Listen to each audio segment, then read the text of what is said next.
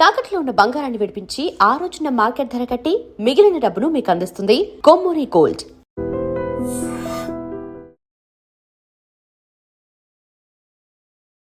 ఐడ్రీమ్ ప్రేక్షకులందరికీ నమస్కారం. ఈరోజు మనతో పాటు ప్రముఖ ఆధ్యాత్మికవేత్త డాక్టర్ రాజన్ నంబూద్రి గారు ఉన్నారు. గురుగారితో మాట్లాడదాం. నమస్కారం గురుగారు. నమస్కారం అమ్మా. గురుగారు, చాలా మంది ఇంటి ముందు యంత్రాలు వేలాడదీస్తూను తగిలిస్తూ ఉంటారు, యంత్రాలు పెడుతూ ఉంటారు, వాల్ కి కూడా స్టిక్ చేసి పెడుతూ ఉంటారు. అసలు ఈ యంత్రాలు ఎందుకు పెడతారు గురుగారు? ఓకే అమ్మా, చాలా చక్కని ప్రశ్న వేశారమ్మా. ముందుగా శ్రీ మహాగణపతి దేవతోప్య నమః. చూసేవంటి వీక్షకులకు నమస్కారం, మరియు అదే విధంగా ఐడ్రీమ్ ప్రేక్షకులకు కూడా స్వాగతం. యంత్రాలు అనేటప్పటికీ ఎన్నో రకాలైనటువంటి యంత్రాలు మనకు హిందూ సనాతన ధర్మం ఇవ్వటం అనేది జరిగింది. మన సనాతన ధర్మంలోనే యంత్రాలు లేకపోతే ఎటువంటి అయిన కార్యం చేయకూడదు. ఇప్పుడు ఒక ఆలయంలో ఒక విగ్రహం ప్రతిష్టాపనం జరుగుతుందంటే దాని కింద యంత్రం పెడతారు. ఆ యంత్రం పెడితేనే ఆ విగ్రహానికి పవర్ వస్తుంది. కాబట్టి ఆ యంత్రం ఉంటే ఎటువంటి అయినా కోరికలు తీర్చడానికి నెగిటివ్ కానీ పాజిటివ్ కానీ ఎటువంటి అయినా కూడా హరించే వంటి శక్తి ఆ యంత్రానికి ఉంటుంది. దానికి ఆ విగ్రహానికి ఎప్పుడు కూడా అభిషేకాలు, పూజలు, మరి అనేక రకాలైన అలంకారాలన్నీ చేస్తూ ఉండగా దానికి అపురూపమైనటువంటి ఒక శక్తి రావటం అనేది జరుగుతూ ఉంటుంది ఆ యంత్రానికి. దానికి దాంట్లో 1,50,00,000 యంత్రాలు ఉన్నాయి. ఆ పేరు చెప్పుకుని పోతే ఈ రోజంతా సరిపోదు. ఒక 4-5 యంత్రాలు నేను చెప్తాను. లక్ష్మీ యంత్రం, కుబేర యంత్రం, ఏమండి, కుర్మ యంత్రం, మక్ష యంత్రం, శ్రీ యంత్రం, జనాకర్షణ యంత్రం, మరి అష్టదిగ్బంధన యంత్రం, సుదర్శన యంత్రం, శ్రీచక్ర యంత్రం, ఏమండి, ఇట్లా చెప్పుకుంటూ పోతే ఎన్నో యంత్రాలు మనకి రావటం అనేది జరుగుతుంటాయి. దాంట్లో ప్రముఖమైనటువంటి కొన్ని యంత్రాలు మంచిగా అనుకూలమైనటువంటి యంత్రాలు ఏదైనా కూడా ఇంట్లో అష్టదిగ్బంధన యంత్రాలు వేలాడిస్తారు. అష్టము அப்படின்னா ఒక 8 దిక్కుల ఉన్నటువంటి బంధన. ఆ 8 దిక్కులను బంధనతో ఇంటికి వేలాడదీస్తే ఇంటిలో అంటే కొంతమంది ఇంటి బయట పెడతారు, కొంతమంది ఇంటి లోపల పెడతారు. ఓకే, ఎప్పుడు మీరు గుమ్మం దాటి మీరు బయటికి పోతేటమ్మకి మీ యొక్క శిరస్సుని అది తగలాలంటే మొత్తం తాకేది కాదు, దాని కింద నుంచి పోవాలి, దాని కింద నుంచి రావాలి. అప్పుడుదా దానికి ఆ యంత్రానికి ఆ బలం రావటం అనేది జరుగుతూ ఉంటుంది. అంటే మనకన్నా ఎత్తులో ఉండాలా? ఎత్తు పైన ఉండాలి. ఇప్పుడు గుమ్మం అనేటప్పటికి మీకు 6 ఫీట్ ఉంటుంది, 6.5, 7 ఫీట్ ఉంటుంది. దానిపైన ఒక 1.5 ఫీట్ పైన ఉండాలి. అగరవత్తులు చూపించడానికి ఉన్నటువంటి యంత్రం ఉండాలి. ఆ యంత్రాలు పెట్టుకోవడం వల్ల సుభిక్షము ఇంట్లో తాండు మారడానికి. సుభిక్షము అప్పుడే ఏంటి? సుభిక్షం అన్న లోపల రోగ నివర్ధన, ధన నిలకడ, ధాన్య నిలకడ, ధనము నిలకడ, ఆరోగ్యం నిలకడ, మరియు ఎటువంటి అయినా నెగిటివ్నెస్ తొలగిపోయి అష్టైశ్వర్యాలు సిద్ధించడానికి కావాల్సినటువంటి ఒకటి ఇది. ఎప్పుడైనా అమావాస్య రోజు కానీ పౌర్ణమి రోజు కానీ అమ్మవారికి ఆ యంత్రంలో ఉన్నటువంటి శక్తికి పొంగాలంటే నిమ్మకాయ కట్ చేయాలి.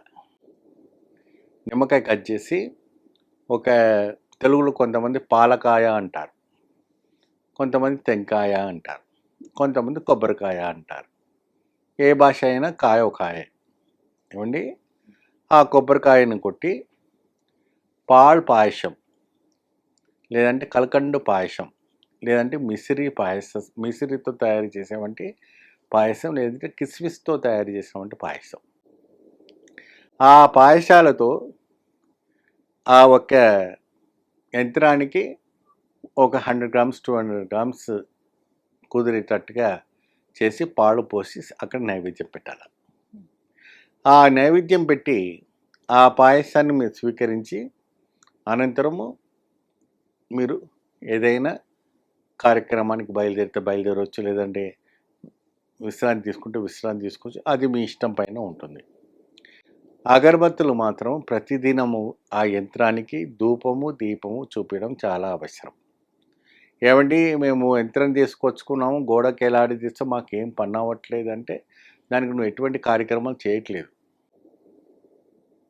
నువ్వు ఎటువంటి కార్యక్రమం చేయకపోయినప్పుడు నీకు ఎటువంటి ఫలితాలు వస్తాయి? దానికి ధూపము దీపము పెట్టడం. ఇప్పుడు మీరు ఒకరోజు మీ మిత్రుని తెచ్చుకున్నారు, ఓ రోజు అంతా కూడా టిఫిన్ పెట్టారు, కాఫీ పెట్టారు, భోజనం పెట్టారు, అల్పారం పెట్టారు, నీళ్ళు ఇచ్చారు, అది ఇచ్చారు, ఓ రాత్రి పడుకోబెట్టారు, అయిపోయింది. మరి మరుసటి రోజు అవన్నీ ఏమి ఇవ్వకపోతే ఆ వ్యక్తి ఏం కావాలి?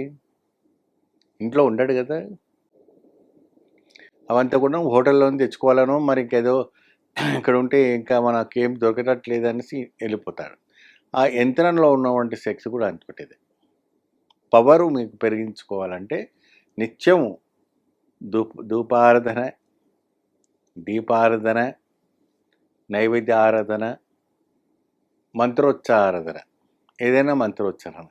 మీకు మంత్రం చదవరాకపోయింది అనుకోండి, ఒక లలిత పారాయణం ఒక యూట్యూబ్లో పెట్టేసుకోండి. చక్కగా ఆ ఇల్లు బయటికి శబ్దం అనేది గుమ్మం బయటకు వెళ్ళిపోవాలి. ఏమండి, ఒక కనకదార స్తోత్రం పెట్టుకోండి, శబ్దం బయటికి వెళ్ళిపోవాలి.